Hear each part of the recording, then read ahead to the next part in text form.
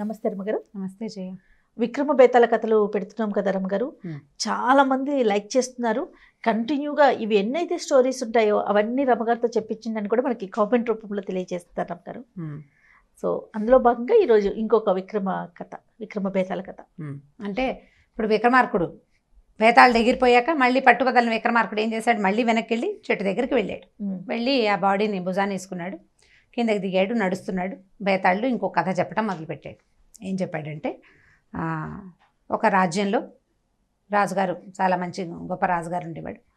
చాలామంది మంత్రులు, కవులు, వాళ్ళతో పాటు ఒక విదూషకుడు ఉండేవాడట, కమెడియన్. ఆస్థాన విదూషకుడు అనేది ఒక పోస్ట్ ఉండేది. ఈ విదూషకుడు ఏంటంటే ప్రతి ఆస్థానంలోనూ, రాజాస్థానాల్లోనూ సరదాగా మాట్లాడేవాళ్ళు, జోవియల్గా మాట్లాడుతూ సందర్భాన్ని, అంటే సభని కొంచెం అంటే మనోరంజకంగా ఉంచడం అనేది అప్పుడు కూడా ఉండేది, పాతకాలంలో కూడా. ఆస్థాన విదూషకుడు ఈ రాజ్యంలో ఉన్నవాడు ఏంటంటే మహాకోతి. అతను అమిత వాచాలుడు, ఎక్కువగా మాట్లాడేవాడు.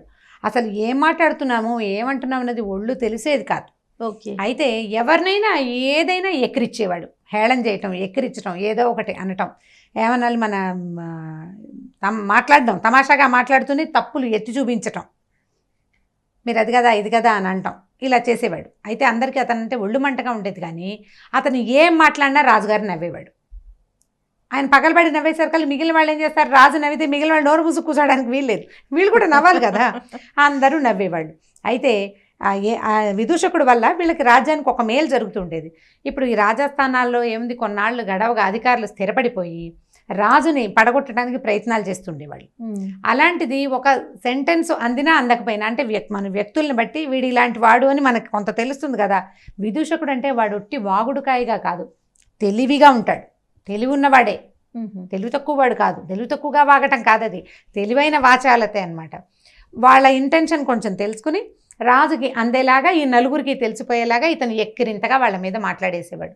దాంతో ఒక సెంటెన్స్, ఆ మాటలు బయటికి రాగా ఒక సెంటెన్స్ వచ్చినా సరే, అమ్మో వీడు మనకే గురిపెట్టాడు, జాగ్రత్త పడేవాడు అని అవతల వాళ్ళు జాగ్రత్త పడేవాడు. ఇప్పుడు మామూలుగా కూడా చూడండి, ఏదో చక్కగా బాగా తయారై వస్తే అబ్బా జిగేలమంటున్నారంటే అది మన్నేనని మనకు అర్థమవుతుంటుంది కదా, అలాంటివన్నమాట.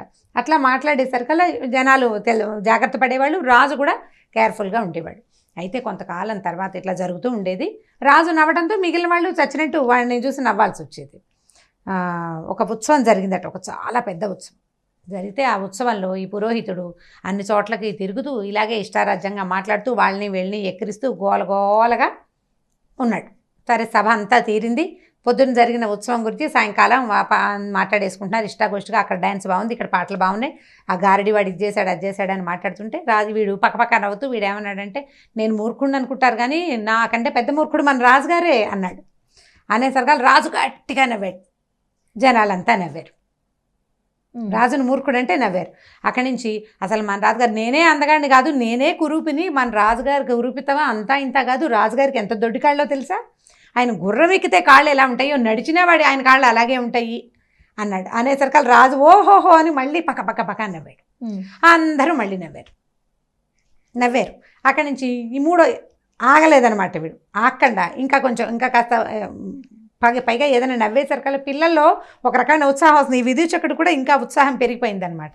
అక్కడి నుంచి ఏమన్నాడు, నేనే వాగుడుకాయని అనుకుంటారు, నాకంటే పెద్ద వాగుడుకాయ మన రాజుగారే, అసలు ఈయన మాట్లాడే మాటలకి జనాలు చెవులు మూసుకోవాల్సిందే అన్నాడు. దానికి రాజుకు వచ్చేసరికల్లా అందరూ నవ్వారు, పగలబడి నవ్వేస్తున్నారు. సభ అంతా ఉక్కిరి బిక్కిరి అయిపోతుంది నవ్వులతో. వీడేమన్నాడు, మన కర్మ, మన దేశం చేసుకున్న పాపం ఏమిటంటే ఈ కురూపి, ఈ దొడ్డికాళ్ళవాడు, ఈ పిచ్చివాగుడు బాగే రాజు, ఈ మందబుద్ధి, ఈయన మూర్ఖుడు, నాకంటే మూర్ఖుడు రాదు, ఈ బట్టతల రాజుని భరించాల్సి వస్తుంది, అదంతా మన కర్మ అనేసరికల్లా రాజు నవ్వడం మానేశాడు. రైమని లేచి నుంచున్నాడు. ఆపింకా ఏంటి వాచాలుడు, ఇంత పిచ్చివాగుడు బాగుతున్నావు అనేసరికల్లా వీడు ఏమన్నాడో, ఏ మాటకి రాజుకి అంత కోపం వచ్చిందో ఈ విదూషకుడికి అర్థం కాలేదు. వాడు తెల్లబోయి, నేనేమన్నాను ప్రభావం, ఏమన్నావా, నీ నోటికి వచ్చినట్టు వదరుతావా, అరే వీడిని పట్టుకోండి రా, వదరిపోతుంది, సింహాలకి ఆహారంగా వేసేయండి, పట్టుకోండి వీడిని అన్నాడు. సభ అంతా నిర్ఘాంతపోయింది. ఆలఫీసాడు అని అట్లా అయిపోయేసరికి అలా. సరే ఏం చేశారు, వెంటనే సైనికులు రాజుగారు ఏ చెప్తే చేయాలి, వీడు విదూషకుడని అదని వాళ్ళకేం పట్టింది, గబగబా వాడిని పట్టుకున్నారు, వాడిని కాస్త తీసుకెళ్ళిపోయారు, చెరసాల పడేసేసారు. రేపు పొద్దున్నే సింహానికి ఆహారంగా వేసేయాలి వాడిని. అక్కడి నుంచి ఏమైంది, వీళ్ళంతా సభ అంతా తెల్లబోయింది, పొద్దుట సరదా అంతా పోయింది, సాయంకాలపు సరదా అంతా పోయింది. ఎవరు వాళ్ళు తెల్లమొహాలు వేసుకుని సభ మెల్లిగా నిష్క్రమించారు జనం అంతా. రాజు కూడా రివరివలాడుతూ వెళ్ళిపోయాడు. ఆయనకి ఏం చేయాలో అర్థం కావట్లేదు, వెళ్ళిపోయాడు. వెళ్ళేసరికల్లా ఈ విదూషకుడికి ఉన్న స్నేహితులు కొంత గుంపు ఉంటుంది కదా, వీళ్ళంతా రాజుని అడిగారు, అయ్యా ఏంటండి ఏదో మాట్లాడాడు, మీరు నవ్వారు, సడన్గా మీరు ఇలా ఇంత ఇదైపోయి ఇంత సింహానికి ఆహారం అంటే రేపు పొద్దున్న చచ్చిపోతాడు, మన దేశం ఎంత తోడుని కోల్పోతుంది, మీరు ఏదైనా చెయ్యండి అంటే నేను చేయలేను, ఎందుకంటే నేను సింహాలకు ఆహారం అని సభలో చెప్పా, దానికి తిరుగు నేనేమి చేయను, దానికి వేరేగా నేను చేయడానికి కుదరదు. సింహం కనుక వీడిని తినకపోతే నాకు ఓకే, ఆ సింహం తినలేదనుకో బతికిపోతాడు, ఏదో రెండు సింహానికి దొరికితే ఇంకా ఏం బతుకుతాడు, ముందు అది మీద పడేసరికి గుండె అయిపోతుంది, బతికితే నేను ఇంకా వాడిని ఏమన్నాను చెప్పాడు. అక్కడి నుంచి వీళ్ళు ఏం చేశారు, ఆ సింహాలు వాడి దగ్గరికి వెళ్ళి, సింహం ఎవడైతే దాన్ని చూస్తాడో వాడి దగ్గరికి వెళ్ళి, ఒరే ఇవాళ రాత్రి దీనికి బాగా మెక్కబెట్టరా ఫుల్గా, పీకల దాకా దానికి తిండి పెడితే మర్నాడు పొద్దున్న దానికి ఆహారం అవసరం ఉండదు, వారం దాకా అది తిండు, అందుకని వాడికి డబ్బిచ్చి బాగా మాంసాహారం తెప్పించి ఇప్పుడు సింహాన్ని మేపేసేయి, రేపు పొద్దున ఇంకా అది వాడి దేవుళ్ళకి వెళ్ళకుండా ఉంటుందని చెప్పారు. చెప్పి అక్కడి నుంచి విదూషకుడిని చూడడానికి వెళ్ళారు. ఈ ఏర్పాటు చేశాము, ఇదేమిట్రా ఏ మాటకి రాజుకి ఇంత కోపం వచ్చిందిరా, ఏమిటి ఇట్లా అయిపోయింది, నువ్వు ఇలా అయిపోతున్నా అంటే వాడేమన్నాడు, రెడీ అయిపోయాడు విదూషకుడు చనిపోవటానికి. ఎందుకంటే అంత ప్రీతిగా ఉండే రాజు తను ఏమన్నా నవ్వి తన అన్న మాటకి ఒక్కసారి కూడా ఎదురాడని రాజు అన్ని సంవత్సరాలుగా అతనికి రెచ్చిపోయాడంటే ఎందుకు రెచ్చిపోయాడు, ముందు నుంచి అలవాటు ఉంది, రెచ్చిపోయాడు అంతే కదా. ఇప్పుడు సింహానికి ఆహారానికి తయారైపోయాను, నేను విదూషకుడుగానే చచ్చిపోవాలి, దీనంగా చచ్చిపోను నేను, నాకు మంచి విచిత్రంగా నిలబడే రకంగా ఉన్న బట్టలు కుట్టించండి, అక్కడి నుంచి బాగా గజ్జెలు అవి కాళ్ళకి చేతులకి కట్టుకునేందుకు గజ్జెలు కావాలి నాకని అడిగాడు.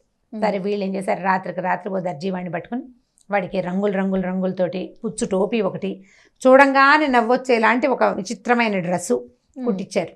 అక్కడి నుంచి పొద్దున్నే 10 గంటలైంది, పొద్దున్నే ఎవరి పనులు వాళ్ళు చేసుకున్నారు. 10 గంటలకి బహిరంగంగానే సింహానికి ఆహారంగా వీళ్ళు అక్కడ ఆ ఊళ్ళో శిక్ష. సరే ఏం చేశారు, ఈ 2 తలుపులు ఉన్నాయట ఆ బోనికి, వీడో చోట ఒక బోన్లోకి వీడిని తోస్తారు, దానికి ఇంకో తలుపు ఉంది బయటికి. ఈ సింహం ఇది వచ్చే లోపల ఆ 2వ తలుపు దగ్గరికి వెళ్ళిపోరా, 2వ తలుపు మనిషి ఇట్లా ముట్టుకోగానే ఓపెన్ అయిపోతుంది, లోపల నుంచి మనుషులు ముట్టుకునేసరికి పై ఎత్తున పట్టుకుంటాం కదా, సింహం కింద ఎత్తున పట్టుకుంటుంది అని చెప్పారు అతనికి ఏర్పాటుగా. అక్కడి నుంచి ఏమైంది, సరే సింహం వచ్చింది, వీడిని అన్ని వస్తువులతోటి వీడిని కూడా ప్రవేశపెట్టారు. పెద్ద బుట్టలాంటివి ఆకుపచ్చ, పసుపచ్చ, ఎరుపు, నలుపు, తెలుపుతోటి రకరకాల రంగులతోటి విదూషకుడు అంటే చిత్ర వేషధారణతో ఉండి అన్ని గజ్జలుగా కాళ్ళ నిండా గజ్జలు కట్టుకున్నాడు. సరే వాడిని ప్రవేశపెట్టేసరికల్లా ఏమైంది, ఈ సింహం ఒక చోట పక్కన పడుకున్నది, వీడిని లోపల తోశారు, తోసి తలిపేసేసారు. తలిపేయంగానే వీడేం చేశాడు, ఒక్క ఎగిరెగిరి అదేదో కోతిలాగా చిట్టగా డ్యాన్స్ చేశాడు.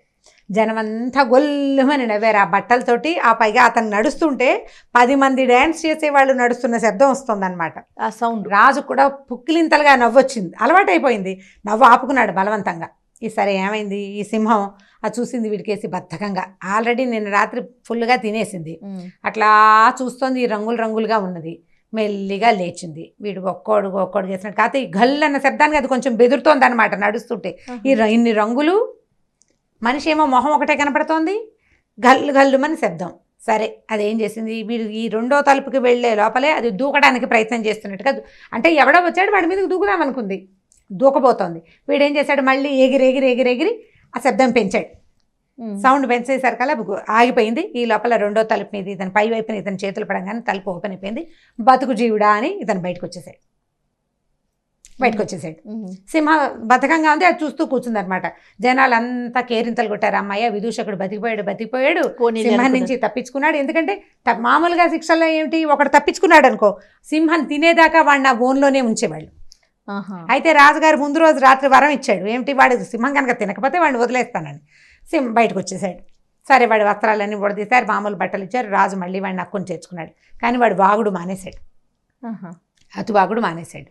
ఇప్పుడు సరే ఈ కథ చెప్పాడు బేతాళుడు. చెప్పి రాజుని అడిగాడు, రాజా అన్నిసార్లు నవ్వే రాజు అకస్మాత్తుగా ఎందుకు కోపం వచ్చింది ఆయనకి, ఎందుకు ఇతన్ని చంపేసేంత ఉధృతమైన కోపం రాజుకి ఎందుకు వచ్చింది, సమాధానం తెలిసి చెప్పకపోతే నీ తల పగిలిపోతుంది, సమాధానం చెప్పమన్నాడు. రాజుగారికి సమాధానం అర్థమైపోయింది ఏమిటి అని. ఇప్పుడు వాడు ఏమన్నాడు, రాజు మూర్ఖుడు, రాజుకి దొడ్డికాళ్ళు, రాజుకి అతిబాగుడు అన్నాడు. చిట్ట చివరిది రాజుకి బట్టతల అన్నాడు. ఈ మొదటి 3 అబద్ధం. రాజుగారికి దొడ్డికాళ్ళు లేవు, రాజుగారు మూర్ఖుడు కాదు, రాజుగారు వాచాలుడు కాదు. కానీ ఆఖరి మాట నేను బట్టతల ఉంది చూసావా, అది నిజం. ఓకే. ఎప్పుడైనా సరే నిజాన్ని బాహాటంగా చెబితే ఎవరికీ నచ్చదు. నీకు లేనిది అంటే నవ్వొస్తుంది, నీకు ఉన్నదాన్ని నలుగురిలో చెప్తే ఒళ్ళు మండిపోతుంది. అందుకు రాజుకి కోపం వచ్చింది. ఆయన బట్టతల సంగతి కిరీటం కింద దాక్కుంటుంది బట్టతల ఎప్పుడు. ఓహో. తల మీద ఏదో క్యాప్ పెట్టుకుంటాడు, ఎవరికి కనపడదు. రాజుగారికి బట్టతల అని తెలిసిపోతే ఎట్లా? దాంతో ఆయనకు ఒళ్ళు మండిపోయింది. నా బట్టతల గురించి ఎత్తుతాడు, నా బట్టతల అయితే మాత్రం వీడికెందుకు గుండెలు, నా బట్టతల పేరు చెప్పడానికి అని కోపం వచ్చేసింది ఆయనకి. ఎవరైనా సరే నీ ముక్కు వంకరగా ఉందంటే ఎంత కోపం వస్తుందో వంకర ముక్కు వాడికి. వంకర ముక్కు లేకపోతే కోపం రాదు, నవ్వు వస్తుంది కదా. ముక్కు వంకరగా ఉందంటే మా అమ్మ నాన్న ఇలాగే ఇచ్చారు, ఒళ్ళు మండిపోతుంది. ఇప్పుడు రాజు కాబట్టి చంపేయడానికి ఉధృతం వచ్చేసింది స్పీడ్గా. మన బట్టి మామూలు వాళ్ళు ఏం చేస్తాము, ఆ మాట అంటే నీకు జుట్టు పలచన, నీ ముక్కు వంకర, నీ కళ్ళు చిన్నవి, అలాంటివి డైరెక్ట్గా అంటే కష్టంతో వస్తుంది బాగా. కోపం వచ్చి తన కోపాన్ని చూపించగలిగే అవకాశం ఉంది కాబట్టి రాజు వెడికి శిక్షేశాడు అని చెప్పంగానే బేతాళుడు నవ్వాడు. రాజా, చాలా సరిగ్గా చెప్పావు, కానీ నువ్వు మౌనభంగం చేసావు, నేను వెళ్ళిపోతున్నాను అని చెప్పేసి మళ్ళీ బేతాళుడు చేటెక్కాడు. బేతాళుడు వెళ్ళిపోగానే పట్టుబదలని విక్రమార్కుడు మళ్ళీ వెనక్కి తిరిగి ఆ బేతాళుడు ఆవహించినటువంటి శరీరాన్ని తేవడానికి మర్రి చెట్టు వైపుకి నడవటం మొదలుపెట్టాడు. కథ కంచికి మనం ఇంటికి. సూపర్, చాలా బాగుంది. ఇలాంటి కథలు ఎన్ని ఉన్నాయో పిల్లలకి భలే ఇంట్రెస్టింగ్ అనిపిస్తుంది. ఇప్పుడు పిల్లలకు కాదు, పెద్దవాళ్ళకి ఇంట్రెస్టింగ్ గా ఉంది. ఇప్పుడు నీకు కూడా ఇంట్రెస్టే కదా చాలా. సో ఈ కథలు తెలుసుకోండి. ఇందులో ఉన్న ధర్మ సూక్ష్మం మనంతటా మనం బయటికి తీయడానికి ట్రై చేయడం కూడా మంచి ఆలోచనే. బ్రెయిన్కి పదును పెరుగుతుంది. అవును, పిల్లలకి చెప్పేటప్పుడు కూడా దీనికి ఇంకొక 4-5 మంచి మాటలు మనం ఇప్పుడు ఉంటే, నేను కథ చదివాను, అదొక 5 పేజీలు ఉందనుకోండి జయ, మీకు 5-8 నిమిషాల్లో నేను చెప్పేస్తున్నాను. అందులో ఉన్న మొత్తం ఆశాంతమైన విషయం నేను మీకేం చెప్పను, అది నేను అర్థం చేసుకుని మీరు చెప్తారు, నా భాషలో నేను చెప్తాను. తల్లులు విన్న తల్లులు వాళ్ళ భాషలో వాళ్ళు చెప్పుకోవాలి. అయితే మీరు కంటెంట్ ఇప్పుడు నేను ఎట్లా ఫ్రేమ్ మాత్రం అదే ఉండాలి. అలాగే ఈ ఫ్రేమ్ని ఇలా యథాతథంగా అందిస్తే ఇవి ముందుకెళ్తాయి కథలు. ఖచ్చితంగా రమ్మగారు. థ్యాంక్ యూ సో మచ్ రమగారు. ఓకే జయ. నమస్తే రమగారు. నమస్తే జయ. రమగారు, విక్రమార్కుడు స్టోరీలు, విక్రమార్కుడికి సంబంధించి కొన్ని కథలు చెప్పుకున్నాం కదా. ఆయన పుట్టుక, ఆయన పరిపాలన అసలు ఏ విధంగా సాగింది, ఎందుకంటే 2000 సంవత్సరాల పాటు ఆయన పరిపాలించారని వింటూ ఉన్నాము. దీనికి సంబంధించి ఇన్ఫర్మేషన్ ఏమన్నా ఉంటే చెప్పండి రమగారు. అంటే విక్రమార్కుడు ఉన్నాడా, నిజంగా జరిగిందా అంటే ఉన్నాడు. మనం చెప్పుకునే కథలన్నీ కొంత ఎగ్జాజరేటెడ్గా కూడా ఉంటుండొచ్చు. ఇదివరకే కూడా ఈ మాట చెప్పాం మనం. జనరల్గా అలా చెప్పుకుంటాం, కొంచెం ఎక్కువ చెప్పుకుంటాం కదా. వెళ్ళిపోయిన కాలం గురించి బాగా చెప్పుకుంటుంటాం, మనం ఘనంగా చెప్తాం. ఈ విక్రమార్కుడు పుట్టుక ఏంటంటే, ఆయన ఒక బ్రాహ్మడు, ఒక దేశంలో చంద్రకేతు అనుకుంటా తండ్రి పేరు. ఆయన ఏంటంటే బాగా చదువుకోవాలని ఆసక్తి ఉండేదట అతనికి. అయితే ఇంట్లో పెళ్లి చేస్తామన్నారు. పెళ్లి చేస్తామంటే అతను ఏమనుకున్నాడంటే, పెళ్లి చేస్తే వివాహం విద్యనాశాయ అంటారు. వివాహము చదువును పాడు చేస్తుందని చెప్పుకుంటా, సంస్కృతంలో ఉంది. అయితే ఈ వివాహం విద్యనాశాయ కాబట్టి వివాహం చేసుకుంటే నా చదువు ఆగిపోతుంది, నేను చదువుకోవాల్సిందేనండి. అతను ఏం చేశాడట, ఇల్లు తన ఊరు వదిలిపెట్టి బయటికి వెళ్ళిపోయాడు. ఇతనికి యాక్చువల్గా ఆయనకి పెద్దగా అమ్మ నాన్న వాళ్ళు ఎవరు లేరు, బంధువులు ఉండేవాళ్ళు. ఈ బంధువులను వదిలిపెట్టి ఇతను బయటికి వెళ్ళిపోయాడు, దేశాటనకి వెళ్ళాడు చదువుకోవడం కోసం. ఈ చదువుకోవడానికి వెళ్తుంటే ఒక మధ్యదారిలో ఒక చిట్టడవిలో చిక్కడిపోయాడు. అతను దొరికిపోయాడు, ఉండిపోయాడు అనమాట, ఇంక అక్కడ వెళ్ళలేకపోయాడు. అయితే అతను వెళ్ళిన చిట్టడవిలోనట ఒక పెద్ద మర్రి చెట్టు ఉండి దాని మీద ఒక బ్రహ్మరాక్షసుడు ఉన్నాడట. ఆ బ్రహ్మరాక్షసుడు ఇతన్ని పట్టుకుని తినేస్తానన్నాడు. అనేసరికల్లా ఈయన బతిమలాడాడు బాగా, నేను చదువుకోవాలనుకున్నాను, నాకు విద్యాభ్యాసం కావాలి నాయన, బాగా చదువుకోవాలని ఉంది, ఇట నీ అర్ధాంతరంగా ఇలా చిన్నతనంలోనే చనిపోతే ఎట్లాగా అని అడిగేసరికల్లా బ్రహ్మరాక్షసుడు అన్నాడు, సరే నేను ఒక పని చేస్తాను, నేను నీకు విద్య కదా కావాలి, నేను చెప్తాను, నేను చెప్పింది చెప్పినట్టు నువ్వు రాసేయమన్నాడట. నేను చెప్తుంటాను, నువ్వు రాసేయాలి అని చెప్పాడు. రాసేయాలంటే సరే మరి నాకు ఆహారం అంటే నీకు ఆకలి దప్పులు లేకుండా ఒక మంత్రం చెప్తానని ఒక మంత్రం చెప్పాడు రాక్షసుడు. ఇప్పుడు బ్రహ్మరాక్షసుడు అనగానే వాడికి ఇవన్నీ ఎలా వస్తాయి అని అడుగుతారు మీరు. బ్రహ్మరాక్షసుడు అంటే ఏంటంటే, అంటే మన ఈ జానపద కథల ప్రకారం పురాణాల్లో కూడా కొన్ని చోట్ల మనకు కనపడుతుంది, పాపాలు చేసిన బ్రాహ్మణులు అర్ధాంతరంగా మరణిస్తే రాక్షసులు అవుతారని ఒక విధి. ఈ బ్రహ్మరాక్షసుడు అనగానే వాడికి కోరలు పళ్ళు వస్తే క్రూర ప్రవృత్తి ఉంటుంది, కానీ ముందు జన్మ అతనిది బ్రాహ్మణ జన్మ అయి ఉంటుంది. ఈ కొంతమంది ఏంటంటే ఆ బ్రాహ్మణ జన్మలో దుర్మార్గులు చేయకూడని పాపాలు అవి చేసి ఇలాంటి రాక్షస జన్మ వస్తుంది. కానీ ఆ జన్మలో కనుక అతను విద్యావంతుడు, ఏదైనా కొంత మంచి పని చేస్తుంటే కనుక అతడికి ఆ పూర్వజ్ఞానం ఉండే అవకాశం ఉంటుంది. ఈ ఇక్కడున్న బ్రహ్మరాక్షసుడు కూడా అలాంటి వాడే. పూర్వజన్మలో ఏదో చేయకూడని పాపం చేసి అతనికి రాక్షస జన్మ వచ్చింది. ఇతను వచ్చిన కుర్రవాడు బ్రాహ్మణుడని, ఇతను చదువు మీద ఆసక్తి ఉందని తెలుసుకుని ఏం చెప్పాడంటే, నేను చెప్పింది రాసేయమన్నాడు. ఈ కుర్రాడికి ఆకలి దప్పులు లేకుండా ఉండడానికి ఒక మంత్రం చెప్పాడట. ఆ మంత్రం జపించు, నీకు ఆకలి లేదు, దాహం లేదు అని చెప్పాడు. చెప్పి ఏం చేశాడు, చెట్టు మీద కూర్చుని అతను చెప్తుంటే ఒక్కొక్కటి చదువులు రకరకాలంటే శాస్త్రాలు, జ్యోతిషం అని, మీమాంస అని, తర్వాత వ్యాకరణం అని, సాహిత్యం అని, అతను చెప్తున్నట్టుగానే ఆ మర్రి చెట్టు, రావి చెట్లు ఉన్నాయి అక్కడ. ఆ చెట్ల ఆకుల మీద రాసేసాడట ఈ చంద్రకేతువు. 6 నెలల పాటు ఆ బ్రహ్మరాక్షసుడు చెప్తున్నది ఇతను రాస్తూనే ఉన్నాడు. 6 నెలల పాటు ఈ రాయటం వల్ల అతనికి ఆ విద్య పట్టుబడింది, చదువంతా. ఇతను ఏం చేశాడంటే, మామూలుగా ఎలా చెప్తాం మనం, ఏదైనా పుస్తకం మనం చదివామనుకోండి మనకు కొద్దిగా తెలుస్తుంది. అదే ఆ చదివిన విషయాన్ని రాస్తే బాగా జ్ఞాపకం ఉంటుంది. అందుకని స్కూళ్ళల్లో కూడా హోంవర్క్స్ అవి ఎందుకు రాయిస్తాము, క్లాస్ వర్క్, హోంవర్క్ రాయించేది ఏంటంటే రాయటం వల్ల బుద్ధికి ఫోకస్ పెరుగుతుంది, ఆ రాసిన విషయం బుర్రలో బాగా జ్ఞాపకం ఉంటుంది. ఇతను ఆ బ్రహ్మరాక్షసుడు చెప్పిన సంగతి అంతా రాసాడు కదా, సో ఇతనికి మొత్తం చదువంతా కరతలామలకంగా వచ్చేసింది. 6 నెలలు అయిన తర్వాత ఈ బ్రహ్మరాక్షసుడు దిగొచ్చి, నాయన 6 నెలల నుంచి నా విద్యను నీకు దానం చేయటం వల్ల నాకు ఈ రాక్షస జన్మ పోయింది, నాకు ముక్తి వచ్చేసింది, నేను వెళ్ళిపోతున్నాను, నువ్వు చదువుకున్న ఈ విద్యతోటి నువ్వు ఏదైనా జీవితంలో సాధించడానికి ప్రయత్నం చేయమని చెప్పేసి వెళ్ళిపోయాడు. బ్రహ్మరాక్షసుడికి అతనికి ముక్తి, అతని కోసం విమానం వచ్చిందట. మామూలుగా అదే దివ్యుడిగా మారిపోయి అతను ఎగిరి వెళ్ళిపోయాడు. సరే, ఈ అడవిలో నుంచి బయటకు వచ్చినవాడు 6 నెలల దాకా పనిచేసింది ఆ మంత్రం. అతనికి ఆకలి, నీరసం. ఈ 6 నెలల నుంచి ఆహారం తీసుకోకపోవడంతో బక్క చిక్కిపోయి శుష్కించిపోయి ఉన్నాడనమాట. అతను నడుచుకుంటూ బయటకు వచ్చాడు. ఏదో ఒక నగరంలోకి ప్రవేశించి ఒక వాకిట్లో పడుకుని నిద్రపోయాడు. నీరసంతో పడిపోయేసరికల్లా ఆ ఇల్లు ఒక వారాంగనది. ఆమె ఏం చేస్తుందంటే దేవాలయంలో డాన్స్ చేస్తుంది, నాట్యం చేసి ఆ రాత్రి తిరిగి వచ్చింది. దేవదాసి అందం. తిరిగి వచ్చాక ఇక్కడ కనపడిన మనిషిని చూసేసరికల్లా, అయ్యో ఎవరో బ్రాహ్మణులే ఉన్నాడు, పాపం ఇట్లా పడిపోయాడని వాళ్ళ వాకిట్లో పడిపోయేసరికల్లా వైద్యుడిని పిలిపించి వైద్యం చేయించింది. వైద్యం చేయించి కాస్త కొద్ది రోజులు రెస్ట్ ఇచ్చేసరికల్లా అతను కోలుకున్నాడు. ఈ అమ్మాయికి ఇతనికి నేను వైద్యం చేయించాను కదా అని చెప్పి నన్ను పెళ్లి చేసుకోమని అడిగేసరికల్లా ఇతను అన్నాడు, నేను బ్రాహ్మణుడిని, తర్వాత నువ్వెవరు, నీ కులశీలాలు నాకు తెలీదు, నేనైనా పెళ్లి చేసుకోకూడదు, నేను చదువుకోవాలనుకుని బయటకు వచ్చాను, ఏదో విద్య వచ్చిందనుకో, అయినా కూడా నేను పెళ్లి చేసుకోనంటే ఆ అమ్మాయి ఊరుకోవాలి. ఇతను 1-2 నెలల నుంచి మా వాకిట్లో ఉన్నాడు, నేను ఆహారం పెట్టాను, నేను వైద్యం చేయించాను, నన్ను పెళ్లి చేసుకోవాలి కదా, మరి ఇతని వల్ల నేను ఇంకెక్కడికి వెళ్ళకుండా అతని కోసం ఇంట్లోనే ఉండిపోయాను అని ఆ అమ్మాయి ఏం చేస్తుంది, న్యాయాధికారి దగ్గరికి తీసుకెళ్ళింది. ఈ 2 నెలలు ఈ అమ్మాయి బాగా పోషించేసరికి అతను చక్కగా బాగున్నాడు, మనిషి తయారయ్యాడు, చక్కటి విద్యను సంపాదించుకున్నాడు కదా. 6 నెలల పాటు చదివి రాసి చేసేసరికల్లా మొహం బ్రైట్గా కనపడుతుంది. అయితే ఆ దేశపు రాజుగారి దగ్గరికి తీసుకెళ్ళారు న్యాయాధికారి. ఆయనే తీసుకెళ్లేసరికల్లా రాజుగారికి ఈ కుర్రాడు బాగా నచ్చి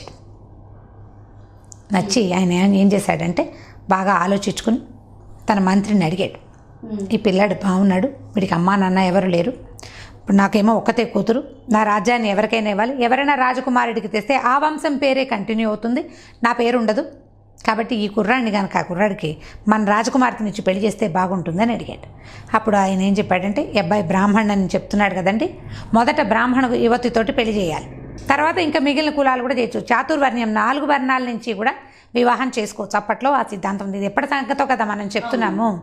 4 వర్ణాల స్త్రీలని పెళ్లి చేసుకోవచ్చు బ్రాహ్మణుడు, కానీ మొదటి భార్య అతనికి బ్రాహ్మణ స్త్రీయే కాదంటే అతనికి వంశ కులానికి చెందిందే కావాలన్నది నియమం. అప్పుడు మంత్రి ఏమన్నాడు, మా అమ్మాయిని ఇచ్చి పెళ్లి చేస్తానండి, అప్పుడు మీ అమ్మాయిని ఎదురు కానీ, అప్పుడు ఎవరైతే ఈ అమ్మాయి ఉంది కదా, ఇతనికి ఆశ్రయం ఇచ్చిన దేవదాసి అమ్మాయి, ఆ అమ్మాయిని కూడా ఇతను వివాహం చేసుకోవచ్చు అని చెప్పాడు. అయితే ఈ సందట్లో ఏమైందంటే అక్కడ ఒక శ్రేష్ఠున్నాడు ఆ నగరంలో, ఆయన ఏం చేశాడంటే, ఈ పిల్లాడు బాగున్నాడు, రాజుగారి అమ్మాయిని మంత్రిగారి అమ్మాయిని ఇచ్చి ఈ పిల్లని కూడా చేసుకుంటుంటే రాజుగారి అమ్మాయికి భర్త అయ్యాడంటే రాజు అయిపోతాడు. రాజుకి పిల్లని ఇవ్వడం కంటే మనకేం కావాలండి, 4వ వర్ణం అమ్మాయి కావాలి కదండి మీకు, వైశ్యుల అమ్మాయిని నేను వైశ్య శ్రేష్ఠ అంటే వాళ్ళు వ్యాపారస్తులు, మా అమ్మాయిని కూడా ఇస్తానని 4 అమ్మాయిలని ఇచ్చి వివాహం చేశారు. చేసి ఆ రాజ్యానికి అతన్ని రాజును చేశారు. ఈ 4 అమ్మాయిలకి 4 కొడుకులు పుట్టారట. ఈ పుట్టిన వాళ్ళలో రాజుగారి అమ్మాయికి పుట్టినవాడు విక్రమార్కుడు, మంత్రిగారి అమ్మాయికి పుట్టినవాడు వరరుచి, ఆయన రైటర్. శ్రేష్ఠి కూతురికి పుట్టినవాడేమో భట్టి. ఈ వారాంగనకి పుట్టినవాడు భర్తృహరి. ఈ లైన్లో కొంచెం అటు ఇటు కూడా కొన్ని కథల్లో చెప్తుంటారు. బ్రాహ్మణ స్త్రీకి పుట్టినవాడే భర్తృహరి అని ఒక కథ చెప్తారు. అయితే ఈ బ్రాహ్మణ స్త్రీకి పుట్టినవాడు భర్తృహరి అయితే ఈయన మొదటి భార్య కొడుకు కదా, అంటే బ్రాహ్మణ స్త్రీయే కదా మొదటి భార్య. భర్తృహరికి రాజ్యం ఇచ్చారని ఒక కథ. అది కాకుండా వారాంగనకు పుట్టినవాడే భర్తృహరి. వారాంగన వల్లే ఈ 4 వివాహాలు ఆయనకి సిద్ధించినాయి కాబట్టి ఆమెనే ప్రథమ భార్యగా అతను ఉద్దేశపడి ఆమె కుమారుడికే రాజ్యం ఇచ్చాడని ఒక కథ చెప్తాడు. ఈ బ్రాహ్మణులు అయి ఉండాలని నా విశ్వాసం. ఎందుకంటే భర్తృహరి చాలా మనకు సుభాషితాలు రాశారు. విద్యావంతుడు అవ్వటం వల్ల రాయగలుగుంటాడని నేను అనుకుంటాను. అవునో కాదో తెలియదు. ఈ 2 కథలు వింటూ ఉంటాం. అక్కడి నుంచి ఏమైంది, భర్తృహరికి రాజ్యం ఇచ్చారు. భర్తృహరికి రాజ్యం ఇస్తే భర్తృహరి భార్యా ప్రేమికుడట. ఓహో. ఈ రాజుగారు ఉండేవాడు. ఈ మిగిలిన 3 అబ్బాయిలు రాజును సేవించేవాళ్ళు. ఒకళ్ళు సైన్యాధిపతిగా, ఒకళ్ళు మంత్రిగా, ఇంకొకడుగా ఇలా జరిగేది. అయితే ఈ భర్తృహరి ఏం చేశాడంటేట, ఒక రాజ్యం చేస్తుండేవాడు. ఒక ముని ఆ రాజ్యానికి వస్తూ మామూలుగా రాజుగారిని చూడడానికి వచ్చేవాళ్ళు పండో ఫలమో తృణమో పణమో తెచ్చిస్తారు. ఆ ఋషి ఏం చేశాడంటే వర్షాకాలం ఒక మామిడి పండుని పట్టుకొచ్చి ఇచ్చాడు. భర్తృహరి ఏమనుకున్నాడంటే అకాలంలో పళ్ళు కాస్తాయి. ఇప్పుడంటే మనకి ఎప్పుడు పడితే అప్పుడు మామిడికాయలు కనపడుతున్నాయి. పాతకాలంలో ఏ సీజన్లో పడ్డా ఆ సీజన్లో, సీజన్ తప్పితే మల్లెపూలు కనపడేవి కాదు, కోయిల కూతలు వినపడేవి కాదు, మామిడికాయలు వచ్చే అవకాశము లేదు. ఆ ఇచ్చిన మామిడి పండుని ఈయన తను తినకుండా భార్యకి ఇచ్చాడట. ఆ భార్యకి కొంచెం ఇతరత్ర స్నేహాలు ఉన్నాయి. ఆవిడ తన స్నేహితుడికి ఆ పండునిచ్చింది. వాడు రాణిగారి తోటి స్నేహం చేస్తాడు, కానీ వాడి జీవితానికి సరిపడా స్నేహం వాడికి కూడా ఉంది. వాడు ఏం చేస్తాడంటే ఒక కూరలమ్మే అమ్మాయి అతని స్నేహం, ఆ అమ్మాయికి ఆ పండిచ్చాడు. ఆ అమ్మాయి బుట్టలో పెట్టుకుని, అంటే కూరలు అమ్మే వాళ్ళు బుట్టలో తల నెత్తి మీద పెట్టుకుని అమ్ముతారు కదా, ఆ బుట్టలో మామిడి పండును పెట్టుకుని వెళ్తుంటే ఈ రాజుగారు ఈ భర్తృహరి సౌధం పైభాగంలో కూర్చుని కిందకి ఉరికే యథాలాపంగా చూస్తుంటే ఆయనకి ఈ మామిడి పండు బుట్టలో కనపడేసరికల్లా అకాలమైన పండు కదా, మనకి ఋషీశ్వరుడు ఇచ్చినట్టుగానే ఈ అమ్మాయికి కూడా ఈ పండు ఎవరో ఇచ్చారు, ఆ ఇచ్చిన మహానుభావుడు ఎవడో కనుక్కుందామని ఆ అమ్మాయిని పిలిపించాడు. కథ అంతా బయటపడింది. ఆ అమ్మాయికి ఇచ్చిందేమో ఆ అమ్మాయి తాలూకు ప్రేమికుడు, ఆ ప్రేమికుడికి ఇచ్చిందేమో రాణిగారు. దాంతో ఆయనకి జీవితం అంటే అసహ్యం వేసింది. ఏమిటి నేను రాజునయ్యి నా పరిస్థితి ఏమిటి, ఇలా ఎందుకయ్యాను నేనని. అప్పుడు ఆయన ఏం చేశాడంటే సన్యసించాడు. దీన్ని వదిలిపెట్టేశాడు, రాజ్యాన్ని వదిలిపెట్టి బయటికి వెళ్ళిపోయి ఆయన ఏం చేశాడంటే 3 శతకాలు రాశాడట భర్తృహరి. మనం సుభాషితాలను చదువుతాం.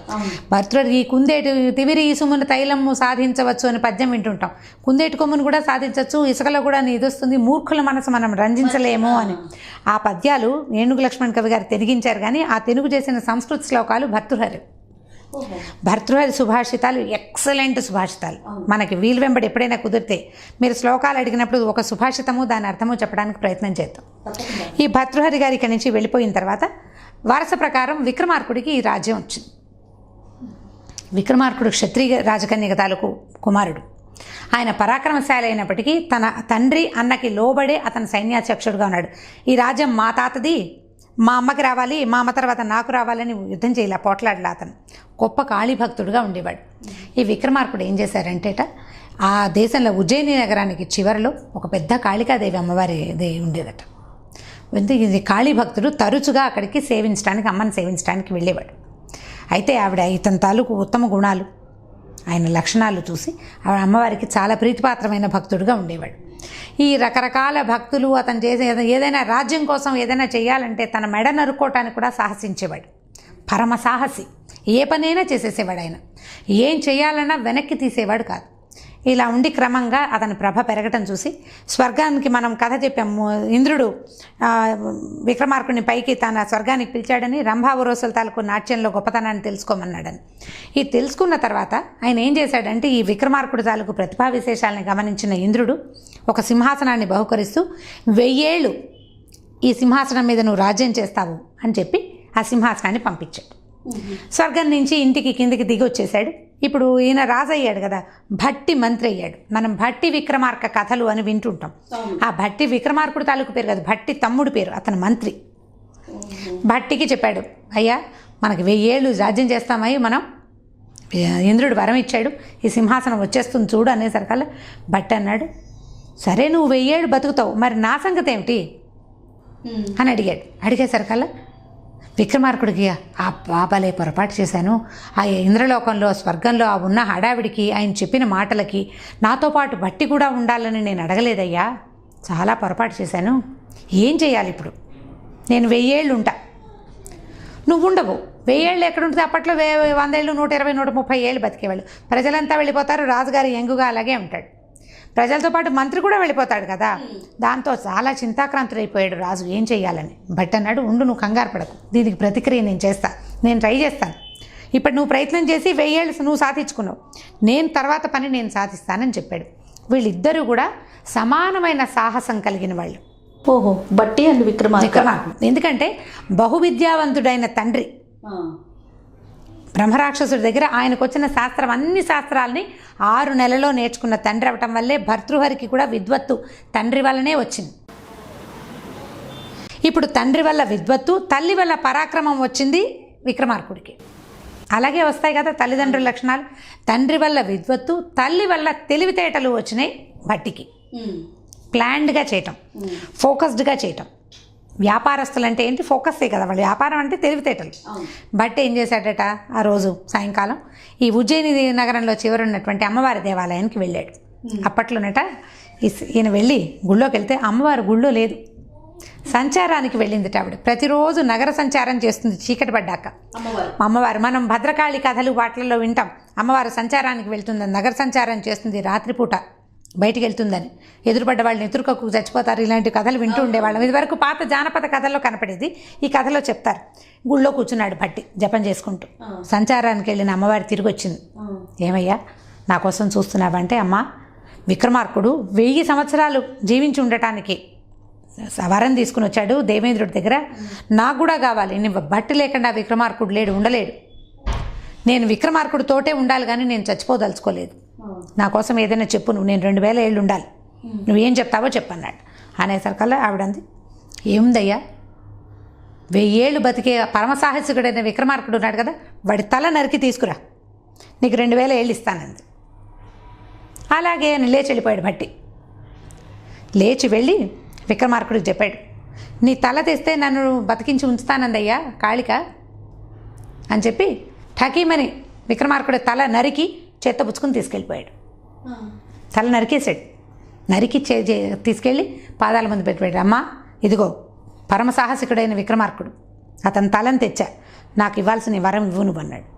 కాళికి నవ్వింది, నీ తెలివిరా, నువ్వు మామూలు వాడివి కాదు, 1000 ఏళ్ళు బతకాల్సిన విక్రమార్కుడు, నువ్వు తల తిరిగినా ఈ తల వెళ్ళిపోతుంది వెనక్కి. సాహసం చూపించావు, నీ సాహసానికి నేను ఇచ్చే వరం ఏంటంటే 2000 సంవత్సరాలు నువ్వు బతికే ఉంటావు అని వరం ఇచ్చింది. భట్టి సంతోషంగా వెళ్ళిపోయాడు. ఈ తల ఎగిరి విక్రమార్కుడికి వెళ్ళిపోయింది. ఎందుకంటే అతను 1000 సంవత్సరాలు జీవించి ఉండడానికి అతనికి ఇంద్రుడి దగ్గర నుంచి వరం ఉంది, ముందుగానే వరం ఉంది కాబట్టి. తల తరిగినా తల వెళ్ళిపోతుంది, అతని తల అతనితో పాటు వెళ్ళిపోతుంది అతని దగ్గరికి. అమ్మవారికి ప్రదానం చేయటం కోసమే తల అక్కడ ఉందంతే. వెళ్ళేసరికల్లా విక్రమార్కుడు జీవించే ఉన్నాడు. ఇద్దరు కావలించుకున్నారు ఒకళ్ళనొకళ్ళు, భలే చేసావు, చాలా బాగా చేసావని. అప్పుడు భట్టి అన్నాడు, 2000 ఏళ్ళు బతుకుతాను నేను అన్నాడు. విక్రమార్కుడు, ఒరి నాయన భలేవాడివి, నేను 1000 ఏళ్ళే ఉంటాను, నువ్వు 2000 ఏళ్ళు ఉంటే ఎలాగరా అంటే, ఇందులో ఇంకో కిటుకుంది, ఇంద్రుడికి తెలీదు, అమ్మవారికి అర్థం కాలేదు. ఆవిడ నవ్వింది అప్పుడే. ఆవిడకి తెలుసు వీడి తెలివి, నీ తెలివి సామాన్యమైంది కాదని చెప్పింది. 1000 ఏళ్ళు రాజ్యం చేయమన్నాడు ఇంద్రుడు, నువ్వు 1000 ఏళ్ళు రాజ్యం చెయ్యాలి. దానికి ఏం చెయ్యాలి? 6 నెలలు సంవత్సరంలో రాజ్యం సింహాసనం మీద ఉండి రాజ్యం చెయ్యి. తర్వాత 6 నెలలు దేశాటన చేద్దాం నువ్వు నేను కలిసి. నేను 2000 ఏళ్ళు బతికుంటాను, నువ్వు 1000 ఏళ్ళు రాజ్యం చేస్తావు, మిగిలిన 1000 ఏళ్ళు నువ్వు రాజ్యం చేయవు, నాతో పాటు దేశాటన చేస్తావు. బాగుంది కదా ఉపాయం? తెలివి, మహా తెలివి. విక్రమార్కుడు సాహస అయితే భట్టి తెలివైనవాడు. చాలా బాగుంది రమ్మగారు. అప్పటి నుంచి సంవత్సరంలో మొదటి 6 నెలలు వీళ్ళు రాజ్యంలో ఉండేవాళ్ళు, రాజ్యం చేయటం. అక్కడి నుంచి 6 నెలలు అవ్వగానే మిగిలిన 6 నెలలు దేశాటన చేసేవారట. భారతదేశం చాలా పెద్దది కదా, రకరకాల దేశాలు ఒకసారి చూసింది ఇంకోసారి చూడకుండా మళ్ళీ కొత్త ప్లేస్కి వెళ్ళిపోతూ ఉండేవారు. దానివల్ల ప్రజల్ని గురించి తెలుసుకోవడానికి అవగాహన వచ్చేది, ప్రజా సమస్యలు తెలుసుకునేవాళ్ళు. మరుసటి 6 నెలల్లో ఈ ప్రాబ్లమ్స్ అన్నిటినీ క్లియర్ చేస్తూ ఉండేవాళ్ళు. చాలా రకాల వింతలు, విడ్డూరాలు, విశేషాలు తెలుసుకునేవాళ్ళు. సాహసికుడైన వాడు ఎక్కడికి వెళ్ళినా జయిస్తాడు. వాళ్ళకి సాహసం ఏదంటే ఏదైనా ప్రాబ్లం ఉంటే ఆ ప్రాబ్లమ్ని సాల్వ్ చేసేవాళ్ళు అక్కడదక్కడ. ఒకవేళ తర్వాత పరిపాలనా మార్గంలో సాల్వ్ చేయాల్సిన సమస్యల్ని తర్వాత 6 నెలల పరిపాలనలో దాన్ని సాల్వ్ చేసేవాళ్ళు. ఆ రకంగా విక్రమార్కుడు మరియు భట్టి కలిసి 2000 సంవత్సరాలు భారతదేశాన్ని పరిపాలించారని మనకి జానపద కథలు, చరిత్రలో 2000 ఉందో లేదో జానపద కథల్లో మాత్రం ఇదే చెప్పుకుంటారు. విక్రమార్కుడి కథ చాలా ఇంట్రెస్టింగ్గా ఉంటుంది. దీంతోపాటు విక్రమార్కుడు, భేతాళుడు కథల్ని కూడా మనం మెల్లిగా చెప్పుకోవచ్చు. సో ఇంత సాహసికుడైన రాజు ఏదైనా చేస్తాడు, ఎలాగైనా చేయగలడు. ఏదో ఇప్పుడు కనపడుతూనే ఉంది ధైర్య సాహసాలు. అదే ధైర్య సాహసే లక్ష్మి అన్నారా? ఈ ధైర్య సాహసే లక్ష్మి అన్నది విక్రమార్కుడే అన్నాడని కూడా చెప్తారు. ఈ మాటని భర్తృహరి సుభాషితంలో కనపడుతుంది. నీకు ఏ ప్రయోజనము లేకుండా పనిచేయరు ఎవరు. ఎంత తెలివి తక్కువ వాడైనా ప్రయోజనంతో పనిచేస్తాడు. అదొకటి భర్తృహరి చెప్పింది. ఈయన ప్రయోజనం కోసమే 6 నెలలు తిరిగేవాడు. ఒట్టిగా రోడ్ల వెంబడి తిరిగితే ఏమొస్తుంది? ఏమీ రాదు. వింతలు, విశేషాలు, విడ్డూరాలు తెలుసుకుంటాము. కొండలు, పర్వతాలు ఎక్కుతాము. ఓ కొండెక్కి దిగాక ఆ లోపల మంచినీళ్ళు ఉన్నాయని తెలుసుకున్నాడు అనుకోండి, వచ్చే సంవత్సరం ఆ మంచినీళ్ళని సిటీలోకి మళ్లించడానికి ప్రయత్నం చేసేవాళ్ళు. అట్లా ప్రజానురంజకంగానే ఈ మొత్తం భారతదేశాన్ని విక్రమార్కుడు పరిపాలించాడు. అందువల్లనే ఇన్ని వేల సంవత్సరాలైనా ఆయన కథల్ని మనం చెప్పుకుంటున్నాం. సో ఈ కథని పిల్లలకి చెప్పచ్చు. Right. Thank you so much రమగారు. నమస్తే రమగారు. నమస్తే జయ. రమగారు, మనము చిన్నపిల్లలకి సంబంధించి రకరకాల కథలు చెప్పుకుంటున్నాము. నేను ఎక్కువగా పురాణ కథలు చెప్పమని మిమ్మల్ని అడుగుతుంటాను. అందులో భాగంగా ఈరోజు వీడియోలో ఒక పురాణ కథ ఏదైనా ఉంటే చెప్పండి రమగారు. అంటే బాగా వినికిడిలో లేని కథ అయితే బాగుంటుంది కదా, రెగ్యులర్గా తెలియని కథ. పూర్వం పురాణ కథలు అడిగిన ఉద్దేశం కూడా అదే నాకు. ఎందుకంటే మిగతావి చందమామ కథలని, లేకుంటే బట్టి విక్రమార్క కథలని, ఇలాంటివి కొద్దో గొప్ప కొంతమందికి తెలుసుంటే మేము చెప్తూ ఉంటాం. కానీ పురాణ కథలు అనేసరికి ఈ జనరేషన్కి కొంతమందికే తెలుసుంటుంది, ఎక్కువగా ఉండదు నాలెడ్జ్ అన్న ఉద్దేశం అనమాట. అంటే పుస్తకాలు చదివే పిల్లలుంటే, బుక్ రీడింగ్ ప్రాక్టీస్ ఉన్న వాళ్ళు అయితే కనుక ఈ అమర్చిత్ర కథలు అలాంటివి చదివితే బోలెడని పురాణ కథలు వస్తాయి.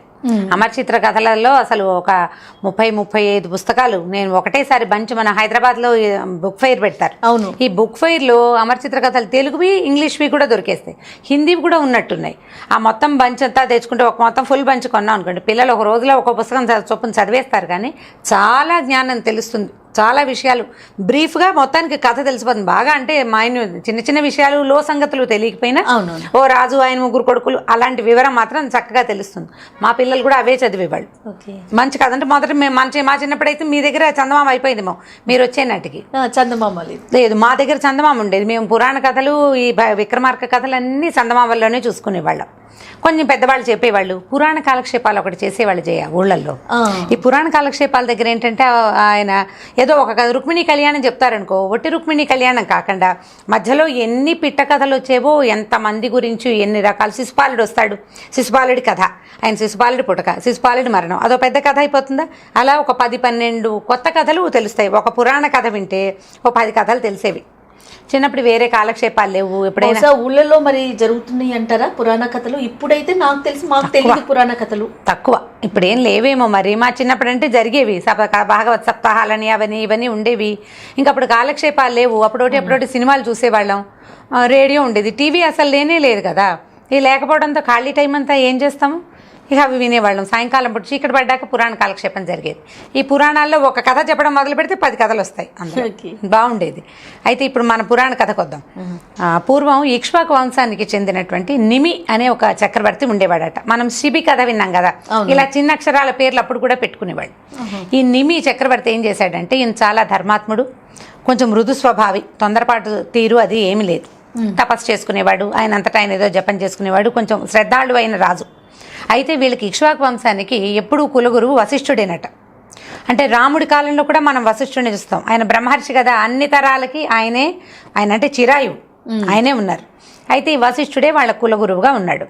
ఉంటే ఈ నిమి చక్రవర్తి ఒకసారి దేవీ యజ్ఞం పరాంబిక యజ్ఞం చేయాలని సంకల్పించాడు. దేవి యజ్ఞం అంటే పూర్తిగా అమ్మవారికి సంబంధించిన ఒక హోమం, పెద్ద యజ్ఞం చాలా ఉంటాయి. ఒకటి అంటే ఒక కుండం పెట్టకుండా 5-6 కుండాలు పెట్టి రకరకాల దేవతల అమ్మవార్లని ఆవాహన చేసి చాలా పెద్ద తతంగం అన్నమాట. ఇది చేయాలనుకుని వశిష్ఠుడికి చెప్పాడు, నేను పరాంబిక యజ్ఞం చేయాలనుకున్నాను కాబట్టి నువ్వు మా కులగురువి కదా, నా దగ్గరుండి నన్ను చేయించమనేసరికల్లా ఈ వశిష్ఠుడు అన్నాడు, నువ్వు లేటుగా చెప్పావు, ఆల్రెడీ ఇంద్రుడు కూడా ఇదే దేవి యజ్ఞాన్ని చేయడానికి సంకల్పించాడు, నన్ను రమ్మన్నాడు, కాబట్టి నేను ఇంద్రుడి దగ్గరికి వెళ్తానన్నాడు. అనేసరికల్లా ఇతను నిమ్మన్నాడు, అదేమిటండి మీరు మా గురువు, మా కులగురువు, నా యోగక్షేమాలు మీకు ఇంపార్టెంట్, ఇంద్రుడు చంద్రుడు ఏమిటి, పేరు కోసం కదా మీరు ఇంద్రుడి దగ్గరికి వెళ్ళేది ఎందుకు, అతనికి మీరు కులగురువు కాదు, అక్కడ బోల్డ్ మంది ఉన్నారు, బృహస్పతిని వాడని ఇంకోటి చాలామంది ఉన్నారు అక్కడ పెద్దవాళ్ళు, మీరు వెళ్ళకపోయినా పర్వాలేదు, కానీ నేను చేసే చోట నా కులగురువు, నా ఇంటికి గురువు, నా ఇంటి పురోహితుడు నా దగ్గర ఉండాలి కదా, మీరు వెళ్ళొద్దు అని అనేసరికల్లా ఈ వశిష్ఠుడు ఒప్పుకోలేదు. ఒప్పుకోకుండా నేను ముందే మాట్లాడాను, అతను ముందు అడిగాడు, నువ్వు ముందు అడగలేదు, నువ్వు నాతో చెప్పి సంకల్పించుకోలేదు, ఇప్పుడు నువ్వు ముందు నన్ను అడగాలి, గురుగారు హేమం చేద్దాం అనుకుంటున్నారు, మీరు ఖాళీగా ఉన్నారా, నువ్వు నన్ను అడగాలి, నువ్వు నన్ను అడగలేదు, అడగకుండా నీ అంతా నువ్వు డిసైడ్ చేసుకుని చెయ్యంటే ఎలా కుదురుతుంది, నాకు కుదరదు, నేను ఇంద్రుడికి మాట ఇచ్చాను, నేను మాట తప్పనని ఈయన కాస్త స్వర్గానికి వెళ్ళిపోయాడు ఆ హోమం చేయించడానికి. ఈ నిమికి సంకల్పం చేసాము బానకూడదు అనిపించింది అతనికి. ఓకే, గురువు వచ్చేదాకా వెయిట్ చేయకుండా ఏం చేశాడు, గౌతమ మహర్షిని, ఈ గౌతముడు ఎవరంటే శ్రీరామ కథలో మనకి అహల్య గౌతముడు కథ వింటుంటాం. అవును, అహలికి శాపమోచనం కలిగించాడు శ్రీరాముడు. ఆ అహలి తాలూకు భర్త అయిన గౌతమ మహర్షి ఉన్నాడు అప్పటికి. అయితే ఈయన ఏం చేశాడు, ఈ నిమి ఆ గౌతముడిని పిలిచి, అయ్యా నేను ఫలానా యజ్ఞం చేయదలుచుకున్నాను, మా గురుగారు ఖాళీగా లేరు, మీరు ఇక్కడ నా దగ్గర ఉండి నాకు ఈ హోమం చేయించండి అంటే ఆయన ఒప్పుకున్నాడు. అడిగితే ఆలస్యం, అడగటమే ఇంకా అంతకంటే రెండోది లేదు, ఆ రోజులే అలాంటివి. ఆ గౌతముడు వచ్చి హోమం చేయించడం మొదలుపెట్టాడు. అంటే ఇదంతా వచ్చి స్టార్ట్ అయ్యేసరికి కొంత టైం పట్టింది. ఈ లోపల అక్కడ ఇంద్రుడి హోమం జరుగుతూ ఉంది. వశిష్ఠుడు అక్కడికి వెళ్ళాడు. ఈ హోమం సగంలో ఉండగా, నిమితాలకు హోమం సగంలో ఉండగా వశిష్ఠుడు అక్కడ హోమం ముగించేసుకుని స్వర్గంలోది తిరిగి వచ్చేసాడు.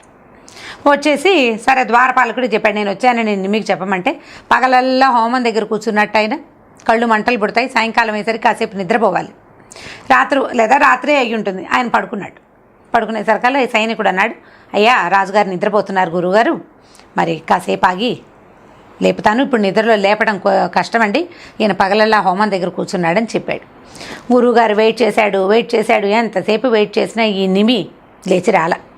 సైనికుడు ఆయన లేచి వచ్చినప్పుడు వస్తాడని చెప్పాడు, కానీ నేను లేపుతానని చెప్పలేదు కదా, రాజును లేపే ఇది ఎక్కడ ఉంటుంది సైనికుడు, అవకాశం ఉండదు. ఆయన లేచేదాకా వెయిట్ చేశారు వాళ్ళు.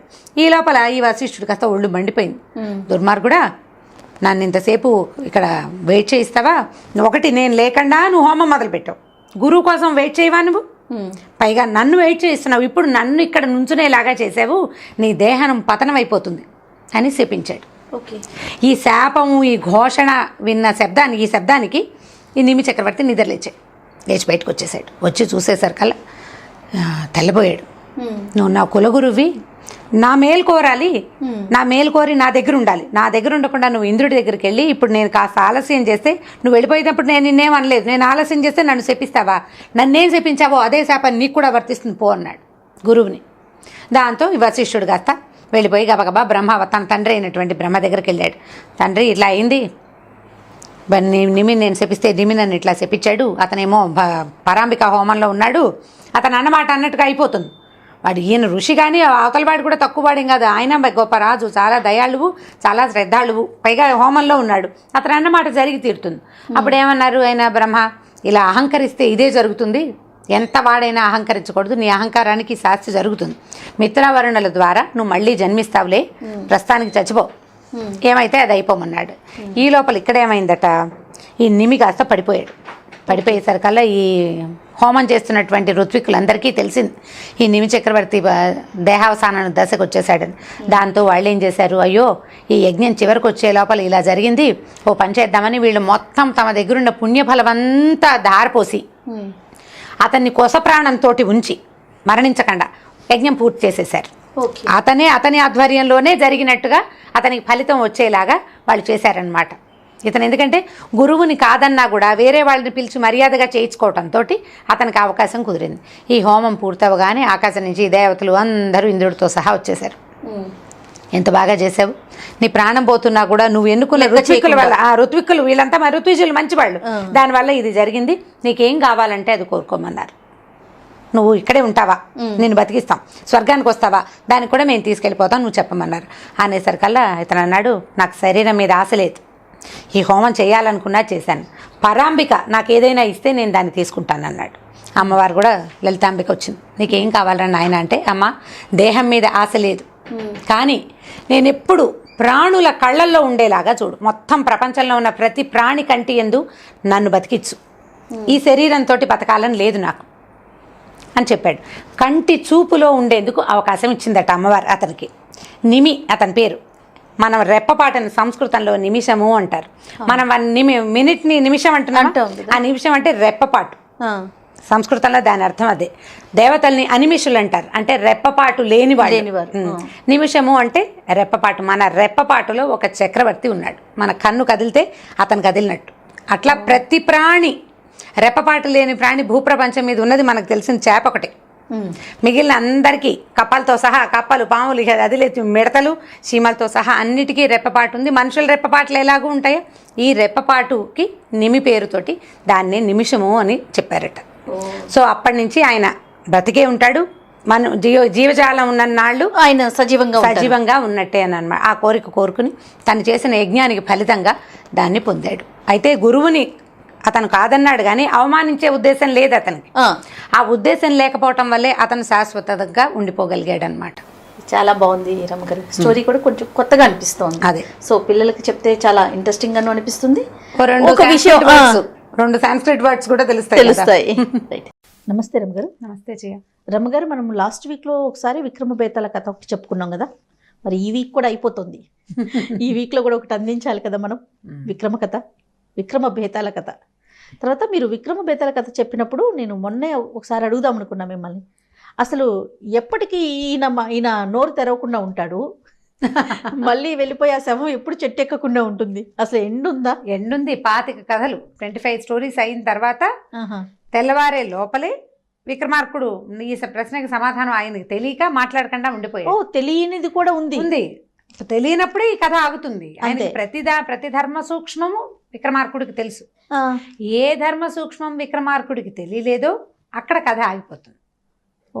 కథ ఆగిపోయినప్పుడు బేతాళుడు ఈయనకి చెప్తాడు, నువ్వు నిశ్శబ్దంగా ఉన్నావు అంటే నీకు ఇది తెలీదు, నువ్వు ఇన్ని కథలకి ఓపికగా సమాధానం చెప్పావు, ఎంత నేను నిన్ను డిస్టర్బ్ చేసినా నువ్వు డిస్టర్బ్ కాకుండా పట్టు బదలకుండా చేసావు, నేను నీకు ఒక రహస్యం చెప్తాను, అతను నిన్ను శవాన్ని తీసుకురమ్మని నిన్ను బలివ్వబోతాడు.